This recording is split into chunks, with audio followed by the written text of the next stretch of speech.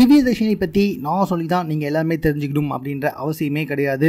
So DD Tamil சினிமாவில் ஏகப்பட்ட நிகழ்ச்சிகளை தொகுத்து வழங்கியிருக்காங்க. பட நிகழ்ச்சிகளாக இருக்கட்டும், பட வெளியீட்டு நிகழ்ச்சிகளாக இருக்கட்டும், எல்லாத்தையுமே டிடி தான் தொகுத்து வழங்குவாங்க. அது மட்டும் அல்லாமல் விஜய் டிவியில் பல வருடங்களாக நம்பர் 1 தொகுப்பாளினியாக பணியாற்றி வந்துட்டு இருக்காங்க. இப்போதான் வந்துட்டு கொஞ்சம் கொஞ்சமாக அவங்க தமிழ் சினிமாவில் அதிகமாக வந்துட்டு முகம் பதிக்க ஆரம்பிச்சிருக்காங்க. பவர் பாண்டி படத்தில் வந்துட்டு நம்ம ரேவதிக்கு மகளாக நடிச்சிருப்பாங்க. அதுக்கப்புறமா சர்வம் தாளமயம் என்ற படத்துல தொகுப்பாளினி வேடத்திலேயே நடிச்சிருப்பாங்க. அது மட்டும் அல்லாமல் கௌதம் மேனன் ஒரு பாட்டுல மட்டும் வந்துட்டு நடிப்பு கொடுத்திருப்பாங்க. இப்படி டிடி கொஞ்சம் கொஞ்சமா சினிமாவுக்கு அடி எடுத்து போயிருக்காங்க. கதைக்கு தேவைப்பட்ட கவர்ச்சியாகவும் நடிப்பதற்கு தயார் அப்படின்ற மாதிரி ஆல்ரெடி ஒரு அறிவிப்பை வெளியிட்டு இருந்தாங்க. அதன்படி தெலுங்குல தற்போது ஒரு ரொமான்டிக் ஹீரோயினா அறிமுகமாகறாங்க.